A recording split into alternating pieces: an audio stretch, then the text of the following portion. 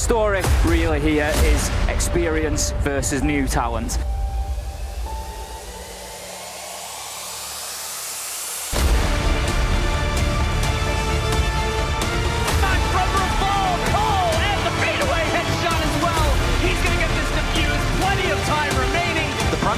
They're trying to get a drawn inside, but he's already on it. Is it going to be enough? He can't get the angle, and Mentalist gets a free one!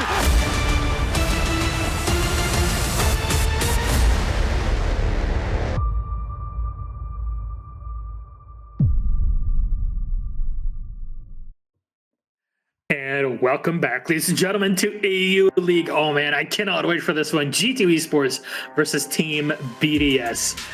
Man, the world can flip on its head and just get on fire in the moment, and there was nothing that will be more exciting than G2 versus BDS coming up in EUL. And on the final week, on the Super Week, the one that can change everything, Jess and Fluke, friends, join me on the analyst desk for our big game here, because last week we talked about G2 and Empire being this huge game in terms of big names in history in EUL. There's only one that could rival it, and it's G2 versus BDS. Yeah, they've gone up against each other a few times. It's been kind of exciting and monumental pretty much every single time. Okay, it's a very exciting game. And I know there's always this thing in Siege where you try not to repeat storylines. You try and always look for interesting new angles. But this is just fun. It's just two great teams that seemingly always good against each other. Fair enough. I was just you could hear my keyboard going off a little bit, because what I wanted to do was bring up statistics in front of me of all the times they've played since 2019. So I was like, this goes back.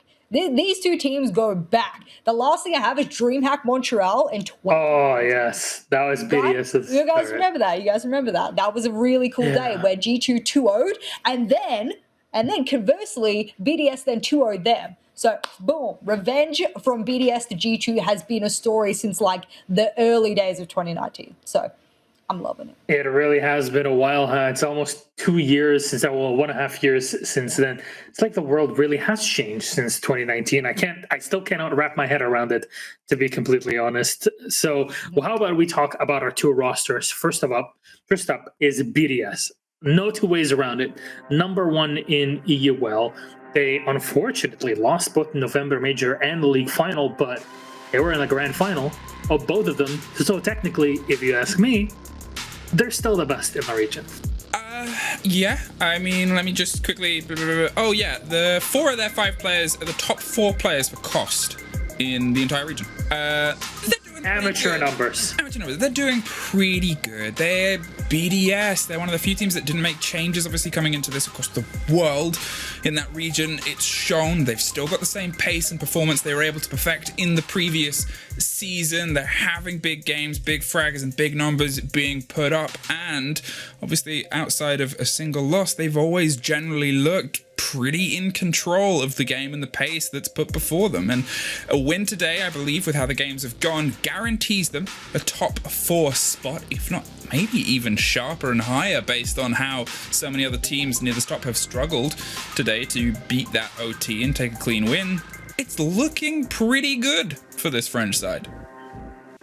I mean, how do you bring even more stardom power into a team in Europe? The full French lineup, BDS, are the definition of perfection in EUL. We'll see if they can keep it up today, because they have a tough opponent historically, and this is a historical match that can really bring up the best in these players. The stakes are higher because people want to retain that big name that they do, and it's G2, one of the biggest names, of course, in esports and in EUL. Jess, this squad is different than the one BDS is used to playing against in the past.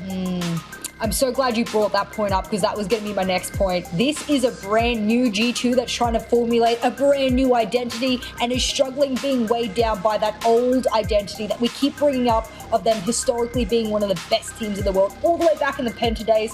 Let's be honest, there's only really Kanto left over, and he wasn't even one of the OGs. So they're pretty much a brand new team. They're trying to formulate a brand new identity into 2021.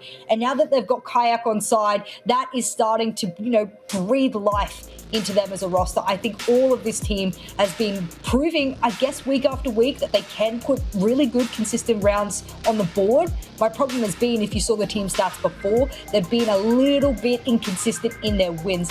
Hitting OT and then losing both of those OTs has drawn back the points considerably. And if you're looking at the standings, that means they're currently in 4th spot. They could currently be in 2nd spot points-wise if they hadn't have lost those OTs. It's a shame. That's what these OT points are so important about. Yeah, and it's unfortunate. Like, those OTs are losing it close, and in games where they could have finished them a bit before versus opponents that aren't really doing too hot nowadays too. So right. It's kind of an oddity. This is why it's so interesting to watch EUL and G2 in general, because you just never know what's going to happen in these games. I'm curious to see their head-to-head. Don't worry about the timer below because our lobby's not ready yet, because it look, I saw somebody, one of the pros was complaining on social media saying, oh man, why do we even have these schedules, because we're so late? And you're like, yeah, they're like, why do we have a schedule if our game is going to be so delayed? Like, you asked for overtime best of ones. What do you want, bro? What do you want? You know what I want as a comparison here, Citizen and Shaiko, and it looks like both of them are pretty high up in every way, shape, and form for these numbers, but there has to be something more than just click heads. I mean, yeah, but it's fun when they do, right? Mm-hmm. Okay, plus 35 and plus 28 in terms of their KD. They're able to have these big performances. They're the 2 highest rated players in terms of the entirety of the league so far, and obviously Shaiko is someone that you've put a lot of comparisons against previously, maybe a certain member or ex-member of G2, but Citizen has had such a showing of force that, well, Shaiko's gonna have to pull out every bit of his bag of tricks today to try and make sure that he can keep himself above that split and see if anything, he can overtake the Englishman who's been able to do so much this season. I think it's going to be really hard for Shaiko to overtake the top rating position of Citizen at the moment, because Citizen's done so much this season. He's about 0.04 away, and people go, well, that's not much. Well, in the scheme of things, if Citizen even just does a bare minimum job today, it is a lot. It's hard to move yourself up even 0.01 on the ratings, let alone whole 0.04. So Shaiko's really up against it right now. Who's the better Ashe main at the moment? Unfortunately for Shaiko, it's Citizen. Oof, and we used to hype up Shaiko as being the best Ashe Jaeger main in all of Europe. Well, guess what? Citizen's in the mix now. That's why we brought them both up, because when you are 2 of the highest rated players in all of European League, there is so guaranteed to be a clash of heads. And don't worry, no matter what they do to both Ashe and Jaeger, there will always be very relevant operators. They could take away their entire gun, any ammo that they have, where they're just punching people, and they will still be relevant operators in the metagame. Don't you worry about that. Though, which map will we be playing on? Lobby is full, so let's go. G2 BDS and on Clubhouse. That is a classic one here. And even though G2 had the last ban removing Coast, BDS are starting on attack on Club, which puts G2 on the fence. That's ballsy. I love it. I love it. I love it. I love it.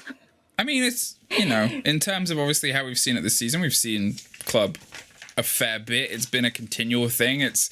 I guess I'm curious about seeing another Coast. I guess that's the sorrow. I would have loved that. Of seeing that go, especially with how good these teams have been on fragging in terms of across the board. Like, we've highlighted 2 players, but all of them have been putting bodies down so well this season. You look at Virtue, you look at Kayak, obviously. On the other side, you obviously got around Shira and Playday coming out big. But Club, it could be fun. It could be fun. And in fact, it will be fun, just because I'm glad they did pick it. Last time they went head-to-head on Clubhouse was EU finals, and they 7-3'd them. So that's actually probably bodes pretty well for them, and I'm glad they did pick a map where they've shown recent results. They can beat this team on it. All right, looks like our lobby is ready to toss it to Clubhouse. There it is. We got the confirmation. Jess M, thank you so much for breaking things down for G2 versus BDS. 2 of the biggest names in European Rainbow Six, and I cannot wait to sit back, relax, and enjoy the ride. And of course, to take us through it, it's our good friends Ace and Des. So please, all yours, back to Hanover for Clubhouse. Enjoy.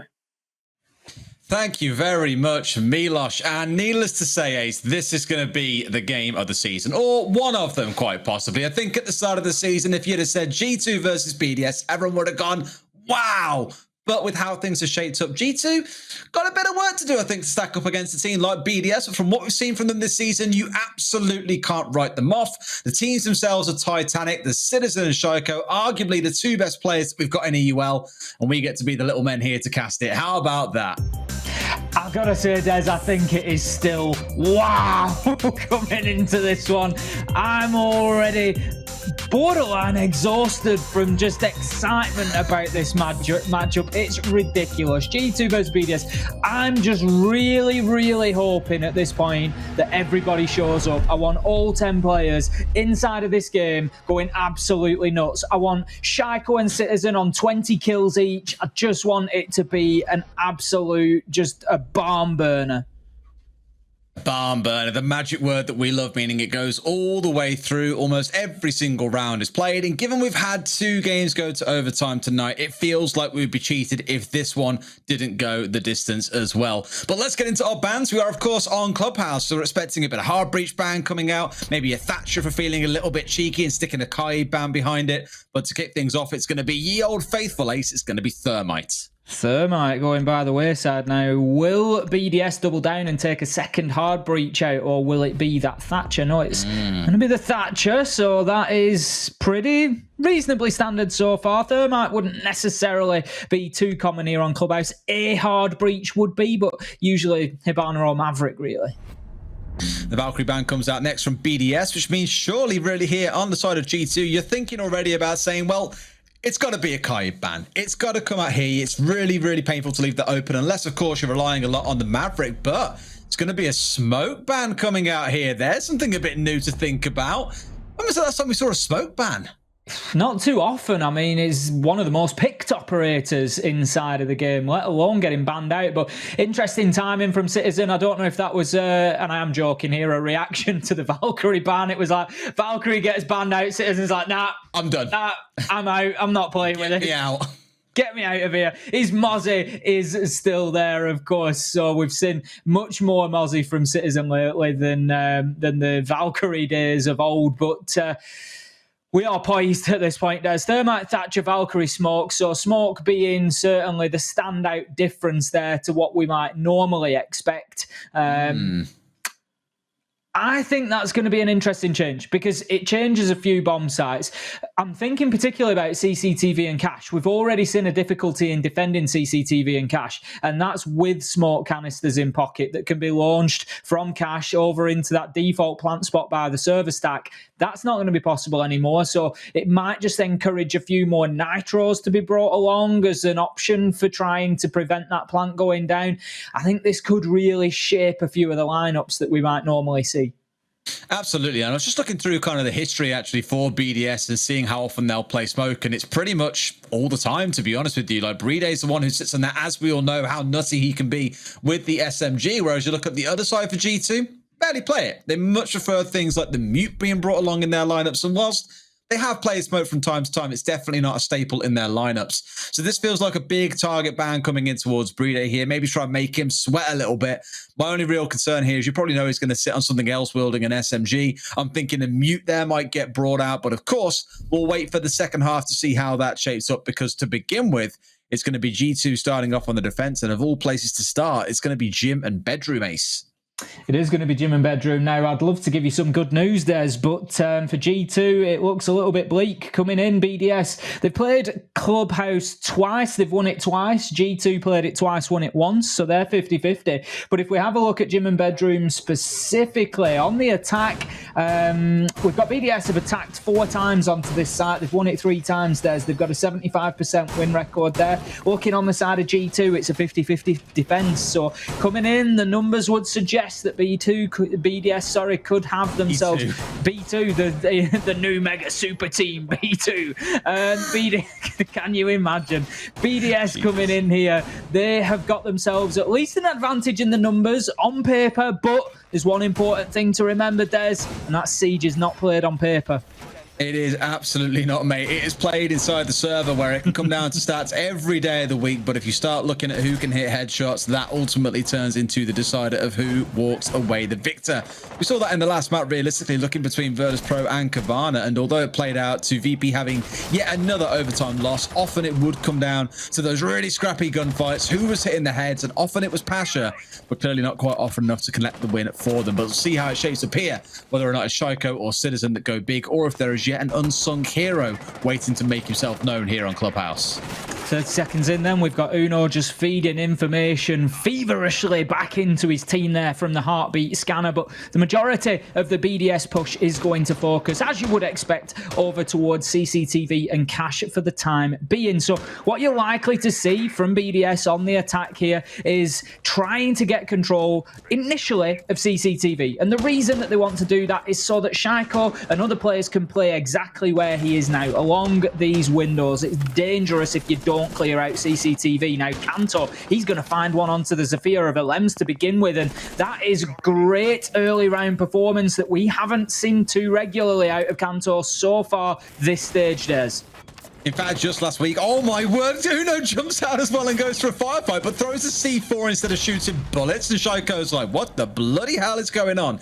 Doesn't quite shoot back, and Uno somehow escapes unscathed. But the amount of information that he has been feeding back and forth on Shaiko's position here means that G2 know everything. They see all, they know all. Now the question is, can they shoot all? That is the one that always kind of sits as the has to be done if you're going to be able to play off the back of that information. Now they're just trying to remove this player who's sad. It's Kanto way back inside of red. He's got grenades singing all around him. The ADSs going down all around him, and Shaiko finding Kayak elsewhere brings it to 4 versus 4 with 1 minute and 15 left to play. You touched on Kanto and about his minimal impact. Absolutely has not woke up, but what a time to return this game would be. I am already on the edge of my seat, Des. I am ready for this one. Pumped. It is kicked off. It is like a box of fireworks all being lit at once right now. And Rafal steps in and gets that kill eventually onto Kanto, but it's taken them an awful lot of time to get him cleared off the red stairs. We still have Virtue inside of Cash, Des. There's 45 seconds left to go, and BDS haven't even cleared out the entire east side yet. Renshiro looks to pushing in. Citizen gets his first, and it's directly onto Shaiko. Who else? He doubles down with one onto Renshiro. This could be the Citizen show in round one as he comes in with a big double exactly when G2 need it. 25 seconds left to go, and this is all down to Playday and Rafal. Rafal looking to push himself up the main stairs. He has to just go route one here. The default camera will see him. Out come the nades. Unlikely to be successful. Takes the little bounce off the wall, but G2, they're just turtling. They're dipping back. They're willing to just wait for the gunfights to come to them, but it's the bullets that come to Virtue with a headshot. Uno, however, manages to get a few shots, but doesn't do the damage he needs. This one's getting turned around as Playday is getting the diffuser down on the floor, and it's all down to Uno with the UMP. He's looking, he's searching, he finds, but he can't kill. He gets the first. Can he get the second? This would be a 1v2 clutch for Uno. He steps around, he gets the kill, Des! He gets Rafal! He just needs to disable the diffuser. He's got all the time in the world, and Uno with a huge clutch again. We saw the ace clutch against Empire, and now it's 1v2 against BDS, and G2 locked down what feels like an epic first round of what is sure to be a huge game. What is with Uno the last couple of weeks? Last week it was the Maestro Ace on Consulate inside of Antichamber, the rotate up yellow, and the double slaughter on top floor to take around for the team. Here he's only gone on an it's like an Uno reverse card that he's played here, Ace. He's done back onto BDS what they just dealt to G2. It looked like G2 had the advantage. You called it out. There are 45 seconds left, and they're still clearing CC. Somehow they bring it down to the 2 versus 1. They win the 1 versus 1 on site against Citizen, who had hit some wicked shots, got himself 2 kills in the round, only for Uno, with the worst gun in the game, to turn around and win the 1 versus 2. This man is having one hell of a redemption arc. We started speaking about Kanto, but let's not forget about the man, I think, of the latter half of this season, which has been Uno so far. What a glow up. He's been playing fantastically, and he just steps up. The thing with Uno right now is he can be quiet for a little while. He'll go a couple of rounds with just sort of informational plays, not getting involved in the action too much, and then he just steps up when his team needs him. We've got a replay here coming in, and I mean, what an absolute beauty. It's this kill that wins it for him there. Behind the gym equipment, just manages to find the headshot, cross onto Playday. And it's just beautiful. There's no other word for it. Uno, great round for him, round one. That's G2 on the board. And what I love about that, Des, you know I love my stats, I love my numbers, and I've come in there and I've dropped some well thought out numbers. And I love that G2 have just torn those sheets up and said, forget about it, Ace. There is nothing going by the book today. Time to retire the spreadsheets probably is what they'll be screaming at you once this one's out, based of course on how things progress. And I kind of think if Rafał wasn't down to about 5 HP, almost to put a dampener on it for a second, if Rafał wasn't 5 HP, it wasn't a headshot that came out of Uno. He just kind of tickled his body. He was on 5 HP. Of course, it's going to kill him. He managed to deal some damage back to Uno. Maybe if he'd have soaked or sponged another bullet, he could have got the kill. It's, again, the small things in Siege that really make the difference. And that, to me, was, again, what led to that awkward 1v1 at the end where Rafał stepped around the corner reloading, not expecting Uno to push so aggressively. Plays out absolutely beautifully, and all we can pray for is 15 rounds exactly like that. Rafał going hyper-aggressive onto Kanto, who's, I suppose, woes kind of continue. Sure, got the entry in the last round, did waste a bit of time at the top of red stairs, but here, going to be able to have absolutely zero impact on the Vigil.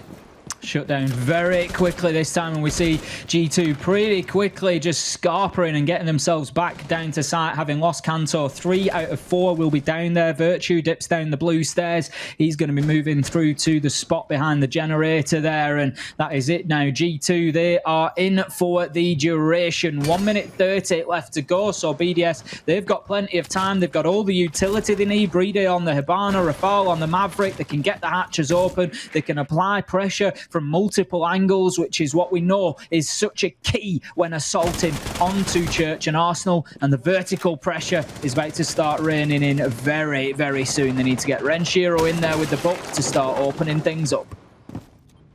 I like how we kind of saw this SSG-esque roam coming along here, but it was never really a full committal by G2. As soon as they lost Kanto on main stairs, they were like, right, it's time to back away, forget about it now. And rather than deploying all their mute jammers and the Mozzie pests on the top floor, they've actually retained most of them for the downstairs. I believe the church wall is mute jammered up at this time as well. Ooh, if that was the other direction, that could have been a potential kill or two coming out, but it doesn't matter because the second one's going to connect. Down goes Renshiro, the buck being removed. Now you're going to have to rely on the breaching rounds from the Ash to start getting things open. But of course it's Shaiko. He's not going to hang around playing vertical angles. He wants to get himself in a power position. We saw one hell of a 4K from him in FPL a few weeks ago from this exact position. Let's see if he can recreate it again.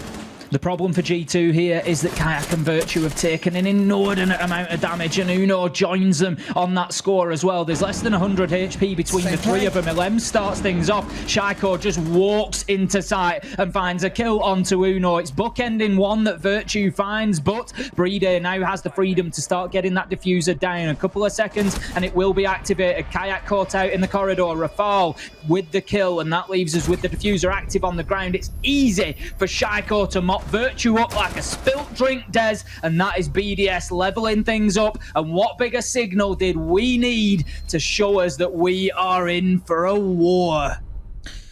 Oh, Shaiko's basically hit replay on his FPL play where he got that 4K a couple of weeks back there, where he opens up the wall to the left with the Ash, runs through, challenges the player on box 3, assumes the box 3 position and picks up kills basically for free from there, with Rafał playing just behind him in the main stairs spot to make sure no one could come up his backside from pipes. It was textbook Shaiko there, and G2 still couldn't respond to it. Really well played, brings us up to 1 apiece, and after how round 1 went, after seeing that display of class out of Shaiko in round 2, again, you're really seeing how this game could go the distance.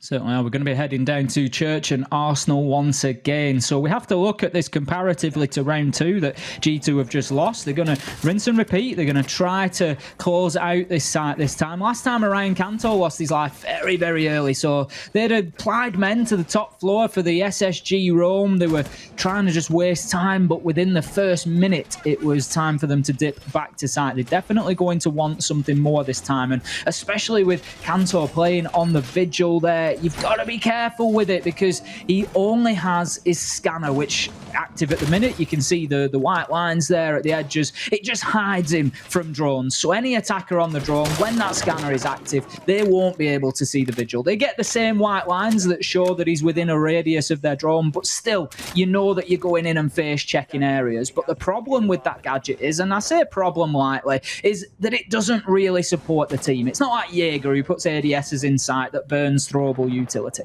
Kanto has to use that ability to get kills, to waste time, to clear out drones. That's really what his function has to be here, because otherwise all he's bringing to the team is doing a couple of reinforcements, getting a couple of hatches and moving on. And anybody can do that now that we've got a shared reinforcement pool. So Kanto needs to have more of an impact here. I really like this setup now that I've seen it in a bit more detail in this round, where you've got Virtue and Kanto holding inside a cache. And again, rather than playing this fully spread SSG roam on the top floor, their whole goal is to protect stock. Stop BDS getting control of blue, stop them winging nades down into blue to try and clear the player out. Just keep on challenging there. And here's Uno being willing to challenge Renshiro on that buck again quite early on. He's died a couple of times quite early in the rounds here, removing that only real hard breach option they've got. Then you start looking towards things like the breaching rounds, like the impacts from the Zofia to start making a difference. But again, for G2, I like how it's on a full commit. They're wasting time. They're trying to slow BDS down and then trying to get themselves back on site when they're ready. But as Medics is highlighting, I think we need to keep a very close eye on Rafal here. It's an interesting question. Do G2 know he's there? Absolutely, they do not. Rafal is very unlucky. He puts damage onto Virtue. Uno, Citizen is ticking him off his list. And on a different day, Desi comes away with a triple there, but he can't even find one today. And they are now aware of his presence. I was literally going to come into this segment saying, the book is gone. That's great for G2. That's where they took a lot of their damage from last time, was Renshiro on the vertical, able to chip away at Virtue and Kayak. And instead, this time, even with that book gone, Rafal is able to do the exact same job. Alems, he finds the last couple of HP out of the Jaeger of Citizen, so that levels things up 4-4. And right now, BDS have got a good HP advantage as well, because look at Virtue and Uno. But Kanto, better this round, able to get himself a headshot onto Alems. Kayak doubles down with a kill onto Rafal using the shotgun. BDS, they just need to slow down here. They've got Shaiko downstairs. They've got a man up above. They have to just back off, take a little bit of stock, and try and find a few kills.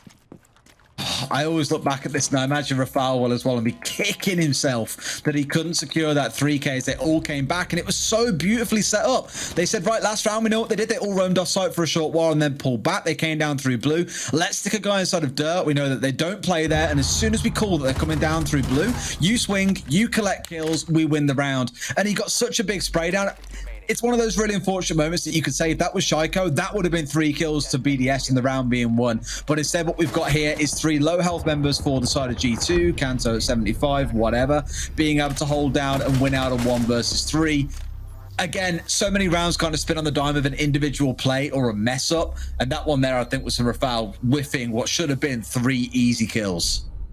We've all been there, Des. Rafal was basically, he was like a child who was locked in a toy shop, a sweet shop after hours, and he just didn't know where to start. He just went in there grabbing and just couldn't get a hold of anything because there was 3 in front of him. Who do I take first? Who do I aim for? And he was unfortunate not to hit a single headshot in there. But G2, they were able to compose themselves after taking a huge amount of damage through what must have been a surprise, because let's remember as well, he's picked it up again here. Rafal was on the Maverick there, and that means he got into dirt tunnel silently. There was no big explosion of a hard breach going off, and that's something G2 need to think about should they play Church and Arsenal again, which if they get a couple of successful defenses here, it will probably be their final sight. If they lose one of the next 2 rounds, maybe they don't go back down to the basement, but it's something they have to pick up on, Des. They cannot allow a Maverick to just walk into dirt for free like that.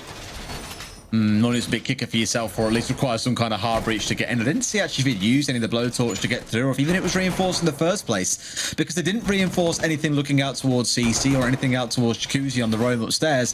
They said, look, it stays soft. We need those reinforcements elsewhere. So I would assume, as well as the hatches, it was also going out in towards dirt. And as a replay of this potential 3K stacking up, look at it all. That is there. It's like flies drawn to a ultraviolet lantern. They just can't collect anything. They're too busy ducking ducking, dodging, diving. It's like the Matrix all over again. And Rafal's going to be sitting there in frustration again, knowing that he couldn't close that out. Honestly, Rafal just didn't know who to go for first there. You could almost see it in his crosshair. He's like, what? Who do I shoot at? There's too many of them. And it was just, on a different day, he walks away with the 3K and BDS win the round. There's no two ways about it. G2 have got away with one there.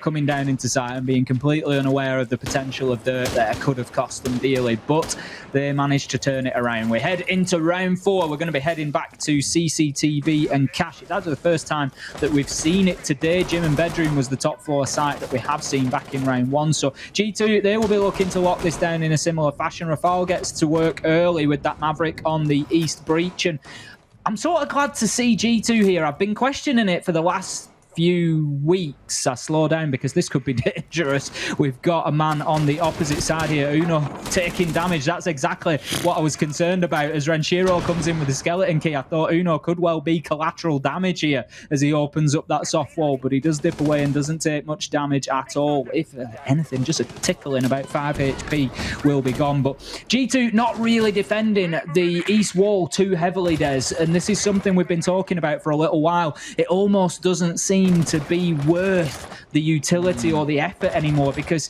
even with a Bandit actively tricking on there or a Kaid playing against it, it tends to just get open within the first 40 to 50 seconds anyway. So G2, they've decided to let that one go, accept it's going to get opened, and they are playing for that eventuality.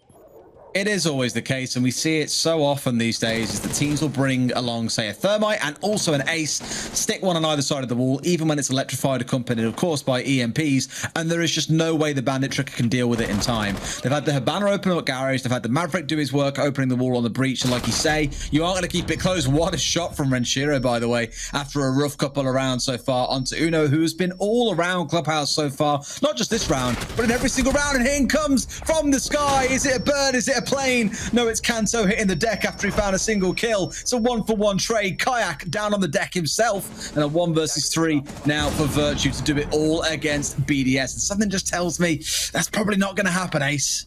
He needs to find himself one here, and he does. That's a great start, but shut down by Shaiko at the top of the red stairs. Rafal was just unfortunate collateral there, as Shaiko knew exactly where the man was, I think. Yeah, he's ADSing. He's aware, picks up the Wamai there, and closes out the round. Des, this game could not have started better. We've got BDS leveling things up once again. This is back and forth. Every single round is a war. These players are going to be exhausted at the end of this. It's been G2, BDS, and every time, I say every time, it's only happened once so far. Whenever we see G2 repeat a site, when they repeated basement, it went their way the second time round. Admittedly, probably shouldn't have, again, with Rafal's incredible position inside of Dirt. But I'm hoping here we see that trend continue, where on CC first round, BDS have won it. The second time round, G2 course correct a little bit. It evens us out more towards G2 being at 3-2, only for BDS to take round number 6, I imagine, once we return back to basement or head towards gym and bedroom. Still no denial for the East Breach. So what do G2 need to do differently? That is the question. If you're not going to deny that East wall, if you're just going to accept that it gets opened and you're going to suffer the pressure from the half roof there, then what's the answer to that? Well, G2, they need to look at the other avenues of attack in that case. So Garage particularly, we saw a lot of pressure into Garage there from BDS, and it was left to Kanto to try and make a hero play as he just launched himself over the top rope with a ginormous elbow drop there. But unfortunately, he only caught one man and found himself up against the triple and was shut down. But they need to keep hold of Garage. BDS focused on that last time. They also need to be very careful of the gym and bedroom side of the map as well. If they're going to allow East Breach open at the beginning of the round, which they are doing, then they need to make sure that that's the only avenue of attack, because you can absorb that pressure. That's fine if you know it's coming from that one location. When you add in the Garage, when you add in the construction side, that's when you start spinning on your heel, and that's when they'll get caught out. Oh, we've done so much talking about this over time, about the removal of the kind of soft plasterboard on most walls just to leave yourself exposed against something like this raw metal wall, which is exactly what Rafal has gone for here. Just ensures that you aren't missing it by catching out onto the plasterboard and, you know, ignoring parts of metal along the way, because there is nothing more painful as a Maverick than missing a small slither of wall that you then have to expose yourself to, to go and get open back up again later on. Lem is holding nice and close. They're ready to contest this, and of course, it also means this will be opened up straight away after, without needing an Ashe or a Zofia to blow it up from range, for example. There it is. The wall falls away. We've seen this one a million times, Ace, but now they have this CC breach opened up. They've got to turn their attention towards garage or towards construction. It's just nice efficiency is what it is. As the buck is passing, clear it out, and then you can open it at your leisure. Uno looking to pressure onto the construction window now. Citizen is the person that's interesting me at the minute. He's holding down this gym and bedroom side. Shut down. What a shot on the reverse angle from Renshiro. That one is a good night without a question. Unbelievable plays, but Kanto once again stepping up when G2 need a bit of energy, when they just need pepping up. He manages to find the Ashe of Shaiko, leaving us 4 versus 4. We're coming down to the final minute, and BDS are certainly not established well enough just yet. They've got themselves the construction side of the map. That's great, but they haven't got the wall opened up, so they are still limited to the single door on that side. Playday, he's going to start working on that hard breach now, but Kanto finds another onto LM. The garage can be a real power position for defenders, and this can be as well, as Kayak finds himself one from underneath, putting the Alder to work on Rafale and then dips away. He's not going to wait to be challenged. He's just playing his life, but this is the position I was talking about. Whilst Kanto is established on that catwalk, it will be difficult to get a diffuser down. They've got the kind of double power positions here in a way where they have the one playing just inside of the window, also able to challenge on the breach if needed, and the one playing inside a garage. I'm always worried about how exposed you might be. I was going to say the angle that Uno's in right here, how exposed you might be to the breach, but the answer apparently is not a lot when you're only in a 2 versus 4 situation. Playday steps in to find one, but Kayak with the Alder trades back once again. What a crazy round. It started out with Shaiko and Citizen both being banished to the Shadow Realm super early on. Those reverse angle shots that you're on about, like, good night. One shot to the head, both removed from the field, and then it kind of descended into a little bit of chaos, but G2 with some clever setups. Uno getting himself into a great power position. This one feels like it's going all the way, Ace. We keep on saying it, but so far it has been G2, BDS, G2, BDS, now G2 again. Something tells me that with the way trends are going, this is going to be a BDS round. Well, we're going to be going to gym and bedroom. It could be a smart move from G2. They won this in the opening round, if we remember. But as I said, coming into it, I don't want to go back to them stats too much, but G2 so far this stage are 50-50 when defending gym and bedroom. And if you look at it like that, they've already had their win. So this could be a BDS round to level us up 3-3 at the half, but there are 3 minutes that are between us and deciding that. And Citizen and Shaiko, a little bit quiet so far, Des, on both sides. We've got 5 kills for Shaiko, hardly too quiet, but a few of those came in a single round. Citizen just on the 2 at the minute. They just don't seem to have maybe had that huge impact that we might expect yet. Well, I'd say it's hard when Kanto and Uno have been doing all the work for the side of G2. Given we're 5 rounds in, averaging over 1 kill per round, still a great achievement. And if Shaiko being quiet is 1 kill per round, I'm sure BDS definitely ain't complaining about that kind of outcome.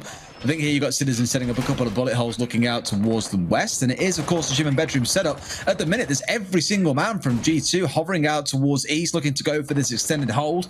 We speak about this all the time in case you haven't seen how this site plays out. Generally, what you have is the defenders want to extend out in towards CCTV and cash so that the attackers can't comfortably play on the south balcony. The reason they can't do this, of course, Ace, is because of that window to the west of CC that looks out across the whole southern expanse. Thank you very much, medics. It makes it a real challenge if they can get to the window, and that's exactly what Citizen's going for. And just like that, he has breathed it into existence. You cannot play on the south window if they've got control of CC. Shaiko a little bit too quick there and a little bit too impatient, maybe.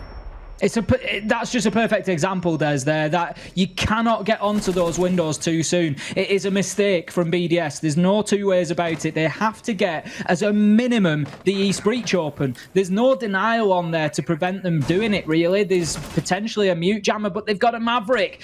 it's just a matter of time. That is just a little bit of impatience there. I think Shaiko got a bit of joy there, if you remember last time. He got the kill onto Kayak and he wasn't challenged. And I think he just had eyes to do that again. But this time around, G2 having absolutely none of it. And Citizen just showing very good tempered aggression there. He takes a little look. He sees the East Breach is still closed. It's going to take them another 15, 20 seconds to open it with the Maverick. So I'm going to have a look. And he catches Shaiko out. Great play. But Elems, he moves in underneath, clears out that mirror window. Kanto taking a lot of damage on the red stairs from Elems there as well. A little bit traded back, but certainly comes out worse for wear. And Elems, he continues. He's not being pressured or pushed away from those red stairs whatsoever. And that will gain BDS the map control over at least the east side that they need. I like how G2 have made the sensible call to rotate back here, because normally you'd have Shaiko playing on the vent window, looking to cut through construction. So as soon as you leave Cash, you're running into his sight line. Chances are he's gunning you down and you're going to die. But because he died so early on, they had a safe cut back to site. And now we've got G2 in yet another annoying position. They've set themselves up inside of logistics. So here, they want to waste as much time as they can and either force BDS to have to push through the single doorway into site itself, knowing that they probably haven't really got the room or time now to be able to look for a south balcony setup. I say that as Frenshiro does actually drop into place, but look at who's playing downstairs. 2 kills come out from Alem, by the way. That's the way to swing it back in your favor. Real momentum shifter there as Alem finds a double with the Zofia and gives BDS the man advantage. There is still one G2 player downstairs. Sit down Citizen. Rafal finding him with a grenade there and closing him out. 2 versus 4 now, and it's starting to look like G2 are on a slippery slope. Time could be their only ally here as Rafal finds a kill onto Virtue. Alem with 3 on the round. That is going to be Alem and Rafal claiming all 5 between them. BDS level things up, and I don't know about you, Des, but I'm starting to dither with excitement here. I've got a tremble on. Are you sure that's not just your age here, Ace? Could be. I've not eaten for an hour or 2.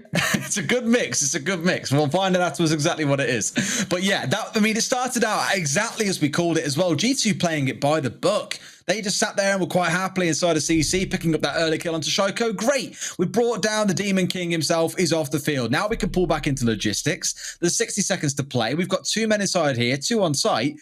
But BDS do what BDS infuriatingly for every team in the European League, I'm sure, always find a way to do, is even when you're down on strategy, down on numbers, they can just rock up and find 2 kills, 3 kills out of seemingly nowhere and swing the round. And in that round, it was all off the back of Alems.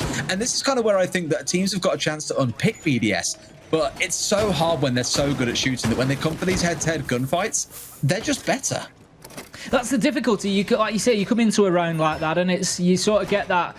Normally, you might be like, right, okay, yeah, we've got Shaiko off the board. This is a good round now, but it's just not like that against BDS, because you know you've still got Alems, Renshiro, Rafal, Breeder. You know, they're just absolutely ram-packed full of names, so it doesn't matter who you take out first. There's no real benefit to it. You've still got the other 4 to go up against. Now, the setup will come in down on Church and Arsenal. That's going to be the primary site this time for BDS, whereas we saw G2 favouring the top floor. So will BDS have a little bit more success on the roam? That is the question. Alem is up there on the top floor. He's applying those mute jammers to try and keep him safe and away from drones for as long as possible. He's actually just going to dip himself away and back downstairs there. So it looks like some utility has been applied upstairs to draw the eye of G2, waste a little bit of time, force them to get in there. If the drones can't penetrate because of the mute jammers, guess what? G2 have no choice but to put boots on the ground and go and face check top floor. And doing that wastes 30 seconds, 40 seconds. It's a good play here from BDS. Could be clever.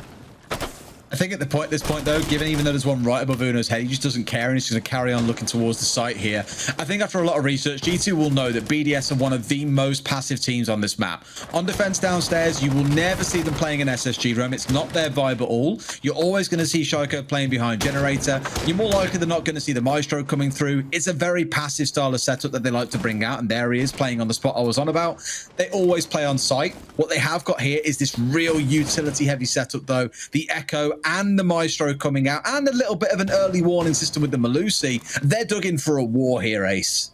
They certainly are, and we're still 5 versus 5 coming up to halfway through the round. G2, they've got themselves the map control that they need. They're in charge of the top 2 floors. They just need to start opening up vertical angles, as Kayak is doing now with the hatch to begin with, and need to start pressuring BDS, moving them around inside, maybe taking a little bit of chip damage. We're going to have Citizen and Shaiko coming head-to-head very soon as the Ash of Citizen looks to push into the blue corridor. Now then, the Maverick there just working on that dirt tunnel. Kayak, I'm not sure he's looking to get himself in there, is he? He's got himself a couple of peak holes opened up, but Playday is well aware. BDS, they're not going to fall foul of a trick that they employed themselves.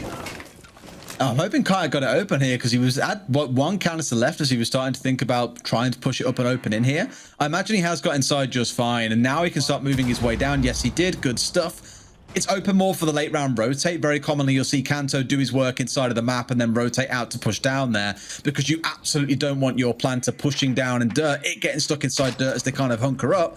That's why you want to have him inside somewhere like Kitchen, ready to go for a drop. And here they're just trying to force these players back. I think if they can catch out a Lem, for example, this could really open up Arsenal to go for a plant as long as they're conscious of Playday inside of dirt.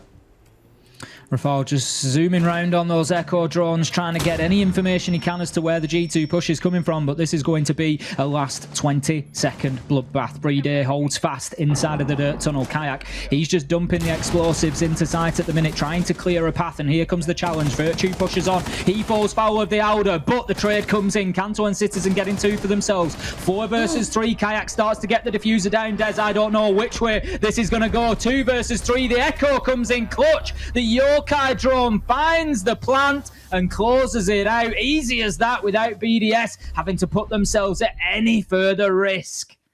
I was really surprised when Kanto walked in from dirt and didn't manage to catch a Lems as he pushed into blue and brought down the player. Not that it would have mattered because the Echo was behind a shield inside of Church. Was more than happy to get on that Yokai drone, bring out that finishing blast and stop the plant at the dying second. It's really interesting seeing again all the micro nuances in these rounds really starting to take hold. And here again, it kind of came down to the clock. They left it a little bit too late, and G2 getting punished for, I don't want to say uncharacteristically, but quite a slow setup. Now we step into CC. Look at what they're bringing along. A pick that we've seen them use an awful lot, I got to say, on not just this map, but also on Consulate. I recall them using it before on this map with the Firebolts to burn out the player that was playing on Catwalk. So I'll be keeping a very close eye on if that's going to be their gambit or if they're going to use it somewhere else instead.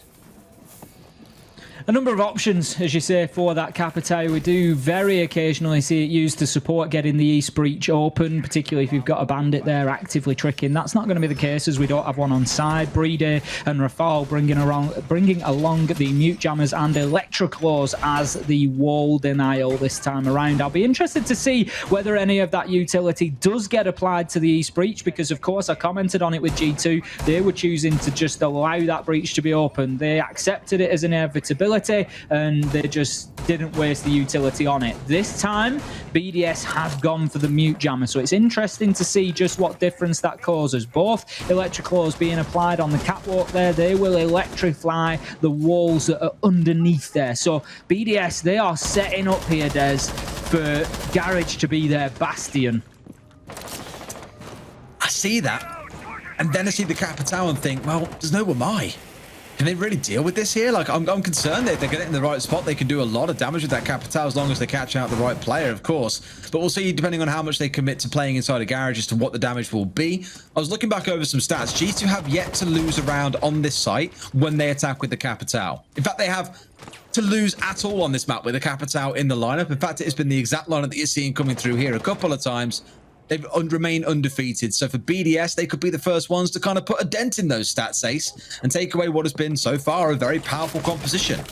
Absolutely. I mean, you don't even have to go as far as the Capitao necessarily. Just whilst attacking onto CCTV and Cash in stage 1, 4 attacks, 4 wins, 100% record for G2. So BDS, they are going to have to change that streak. That is the top and bottom of it. If we have a quick look at their defensive record here, it's no better than 50-50. So this should be G2's round. They need to come in here and claim this as their strong attack in sight to level things up on the board and to keep this one fighting. The last thing they want to do is slip 5-3 behind now.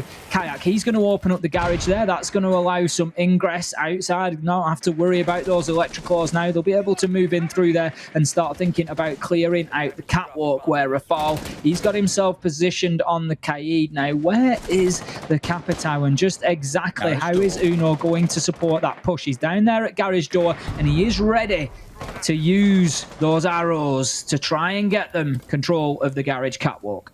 My only concern here is they haven't got anyone playing outside these double reinforced garage doors. You need someone there ready to stop him just running over to the window and vaulting straight back in, because as it stands right now, you could peek in, drop a firebolt in, but then he could just leg it back into sight and be perfectly safe. And there he goes. He steps out for the firebolt. Or a foul is just better. He gets the kill. He gets to the other side of window, like we said, and could be safe here. Kayak's got to step in and go for the fight. Kanto's inside and very exposed. Where does he look? Lounge, the window, the rotate. Steps up and gets a shot onto Rafalo. I was sure be able to collect a kill there. Great kill coming out from him, but it's traded back out immediately. This is technically a 3 versus 2 for the side of BDS with only 25 seconds to play.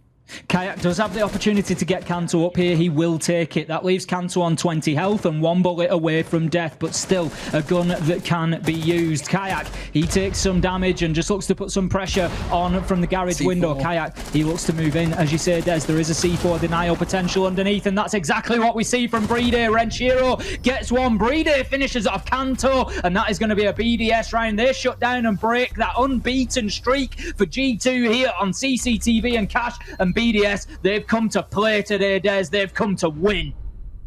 I love the kind of call there coming out of BDS, the awareness of it's a 3 versus 3. We know that Citizen is out on the breach, and we know full well that a player is not going to push solo with the diffuser. There will be a second player behind them on catwalk. What does that mean? Lounge is unprotected. Rotate the mute down red stairs, uncontested, get below with a C4, and close the round out from there.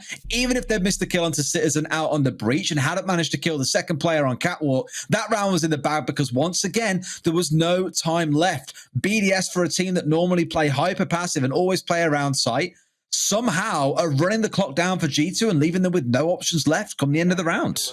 Feels like now or never for G2 coming into this one, Des. I can't see the BDS in front of us getting themselves onto match point and allowing that one to be dragged back to overtime. They really are showing up. They're looking electric at this point in time, and that is throughout the entire team. If you remember a few rounds ago, Des, I said that Shaiko had been a little bit quiet, and we had a little bit of back and forth. He was on 5 kills inside, I think, 3 or 4 rounds. He was doing pretty well, but he's only had 1 since then, and as I say, I just felt at that point in time, I hadn't been shouting his name too much. He hadn't been too instrumental in a lot of the plays, and it's great to see that the rest of BDS are stepping up around him as well. Playday, Rafal and Alem particularly doing fantastic jobs here. So coming into round 9, we will be heading to gym and bedroom, and as I say, G2 really, for me, they need to get themselves back in touch here. They need this 4th round for themselves, and they need to keep themselves in fighting distance. If they don't, if they allow BDS onto match point here, I think that could be then too little too late.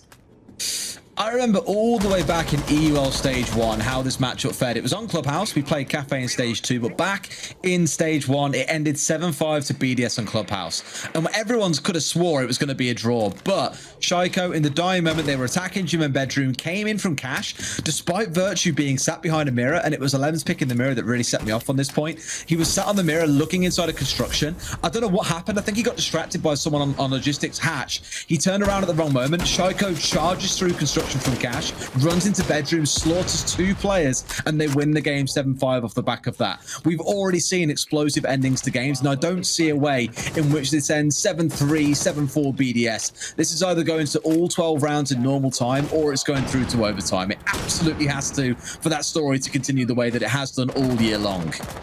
Well, this round is going to be a pivotal factor in that. Citizen gets aggressive and goes in to take the kill onto Elem. I was just about to comment on the Aruni laser gate that was blocking off Red Stairs, and because we've seen the team so far really aggressing down that avenue and trying to push in through the rotation into Cash, and they did a great job, BDS, of preventing that, but Citizen said, I'm not too worried about that. There's a doorway here that I'll use instead. Steps in and gets a great kill onto the mirror. So that leaves us 5 versus 4. G2 have got some good control now as Kanto doubles down, headshot onto Shaiko, and that leaves us 5 versus 3. Rafal keeps himself hidden though, Des. That could be a huge factor and a huge flank as this round goes on. I think Virtue's missed him as well. That's 2 drones now that have failed to pick up on Rafal. He needs to make a move. He needs to time it right. But if he does, it could be absolutely devastating. Oh, here he goes. He's crawling up the ladder as well. He's in garage. They've seen him on the drone. Does he even shoot the drone out? As soon as he shoots that drone, he knows that they know where he is. No one's watching it.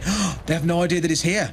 He's in a 5 versus 2 though. It's too late now, buddy. It could have been the most amazing stealth play in the world, but sadly, they know everything there is to know. Citizen in the 1 versus 1, narrowly misses a couple of shots. Rafal connects onto one. Can he get the next? He's laid down inside of construction, mate. You missed him, unfortunately. Uno's on the floor.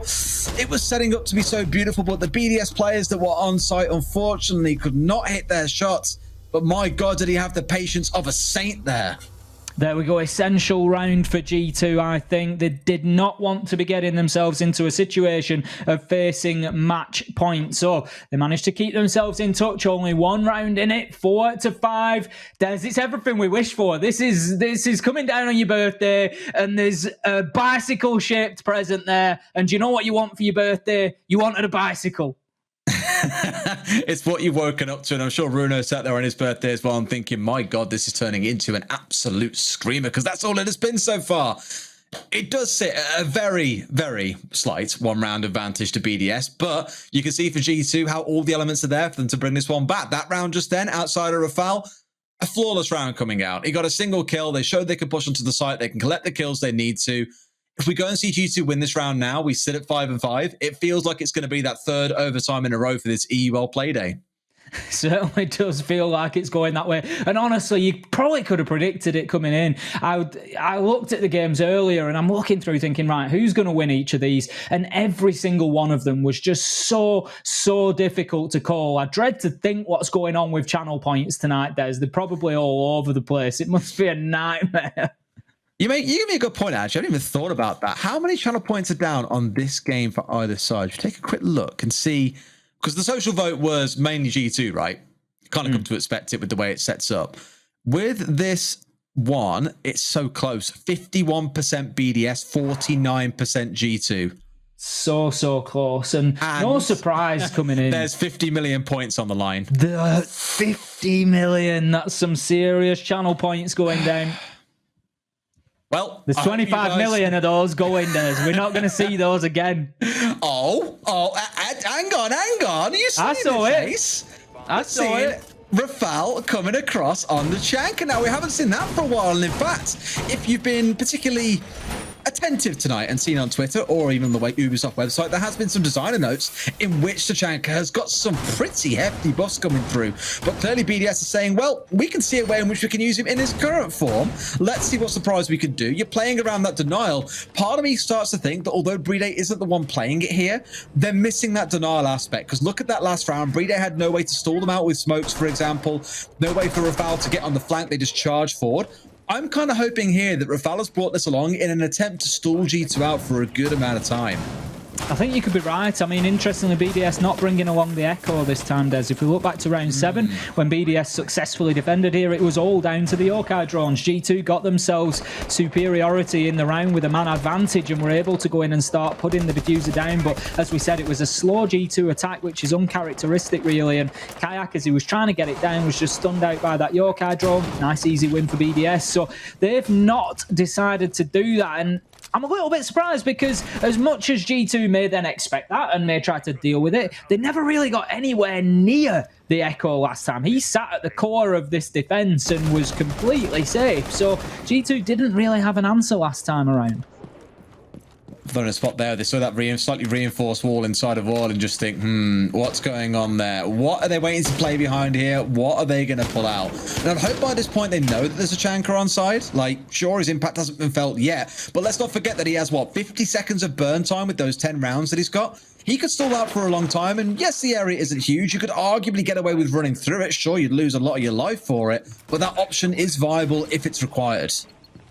It's just that unknown factor, Des. It's coming into it, and as you say, yes, you can run through it. Yes, he may use it this way, but it's just that unknown. Are you going to get caught out at Dirt Tunnel Door, for example, just getting absolutely lit up with fire? Out comes the Nitro, and what a view we get as Renshiro absolutely deletes Virtue out of the round. We've seen so many explosive kills today, particularly around that kitchen floor. G2 had success with it as well, so Virtue this time getting himself caught out.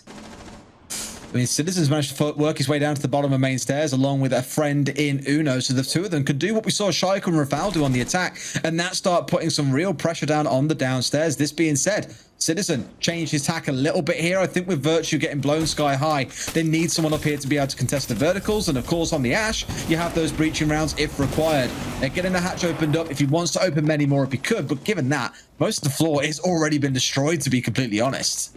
It is the explosives of BDS doing a little bit of the job for them. Citizen, he's just holding angles now, just trying to get a view. He's trying to clear that shield out that is protecting the Dirt Tunnel Door. That will go. It was a Goyo shield, of course, so we see the flames coming out of that as well. Alem shuts down Kite with a headshot, and this is looking like all BDS right now. Rafal, he starts to light things up. He's just going to flip himself back to that mobile turret that he's got. Uno dashes in and just collects that diffuser. 25 seconds left to go, and G2, they're going to have to do something here. We can see Rafal just pumping out those explosive canisters there, trying to do everything he can to prevent this diffuser going down on the ground, but he can't find the angle. I'll tell you somebody who can though. It's Rafal. He just switches weapons there. If the explosive canisters won't do it, maybe the turret will. Gets himself a double, and then we see a flawless round closed out for BDS. I didn't know that. I think the Planter had already got inside of sight there and was going to put the diffuser down. Yes, it stopped anyone else following in, but realistically, no one needed to at that time. They just needed to try and contest the long angle, but Rafal on that double doorway inside of Church steps out, a double kill coming through. The final one collected by Playday. BDS moved themselves up to match point. It has been back and forth, but it's starting to feel like on the defensive half, BDS is saying, we don't need the smoke, guys. You have literally wasted a ban there because it's no problem for us at all.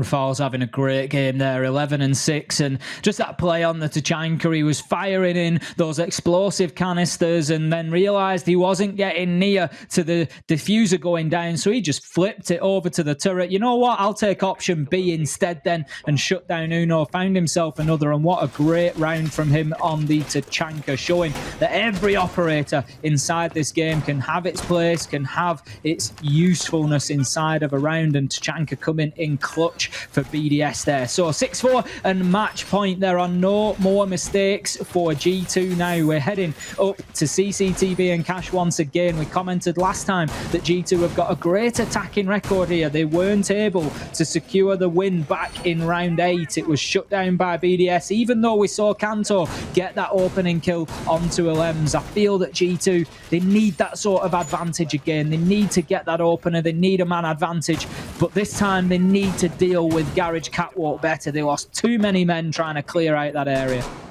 They did, and they haven't even brought the Capital this time around. It's that buck that's coming through for them, I imagine, for the vertical play from below. Normally a spot where you would see a Zofia getting underneath, blowing out the wall, for example, removing that mute jammer. Not sure if they've got different plans for Uno here, or even for Citizen, as he's maybe pushing his way up through basement here, just to make sure everything is completely cleared out. Would expect he's had a drone or two leading him in.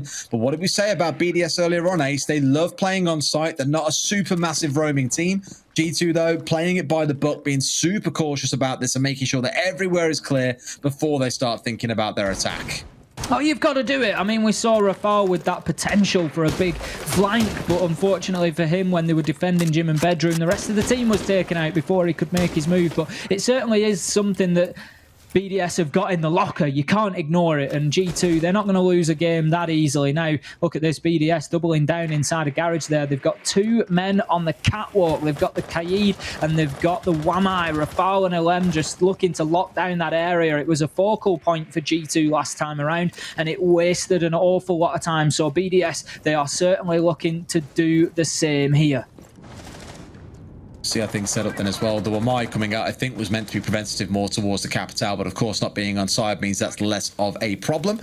And the committing extra resource, like you said, let's try and really have a war zone here inside a garage. That's what they're trying to set up for. Alem almost getting tagged out as Uno has a nice cheeky angle straight the way through. Does mean Alem's got to tuck in just a little bit tighter, slightly exposing himself to the small slat that sits in the catwalk and looks down towards the garage door, but that's exactly why you've got additional cover. Out come the Salmos, one finally does connect and open this wall up is going to help them almost get shot from the player that's playing back towards catwalk. And now with this being opened up by both of those, in fact, just one's gone off. I think they shot the extra one out, so it's not going to go off. Otherwise, that could have been a very different conversation to be having right now. Big play from Shaiko there, even bigger as he pops up from behind the shield like a deadly jack in the box and puts Kantor into the grave. And he's keeping LM safe as well. What a time for Shaiko to turn up and really go big. And that is a pivotal play inside of this game. Advantage to BDS here on match point, 6-4. They sit. This round will close out the victory against G2 and put them one step closer to taking the top spot here in EUL. It will apply pressure to Na'Vi. They won't be able to afford another loss. Kayak, he's trying to work on the garage door. Uno gets the kill onto Rafal, but Rafal trades that out. It was Alem, who goes down. Virtue gets the trade. This is going back and forward. 3 versus 3 now as G2, they look to aggress onto site. Shaiko is pushed away and dealt with for the time being. Kayak, he's looking to get in through the window. Just manages it. Playday, however, shuts down Citizen. Shaiko and Shiro, one apiece for the 3 remaining BDS players. And that is going to close out this game. Advantage BDS. Oh, the game was like a boomerang. You never really knew if it was coming or going, but in the end, BDS are the ones who turn out to be the masters of the craft, and in this case, the masters of Clubhouse. That's twice now that G2 have took them here, at least in regular league play, and lost out to them in a best-of-1 situation. This time round, a little more convincingly than previous, even under the new meta. Really, really shining. Some good things to take away for G2, no doubt. But BDS, as you mentioned, now pull themselves into the lead. That's 5 points clear they go of Na'Vi. And you start asking the question, can anyone catch BDS now, given their next 2 games are against considerably easier opponents, should I say, against Kavana and VP? Certainly not going to be easy to keep pace with them. I think G2 may be a little bit frustrated when they look back at the beginning of that game particularly. They came out so well and 3-3 at the half. They were right there fighting, but then it just fell apart a little bit on the attack. But we'll see what our analysts have got to say about that one. I'm sure there's a lot of energy and excitement on the desk. They'll be itching to speak about that game. Oh, it's all over for this one. We're back.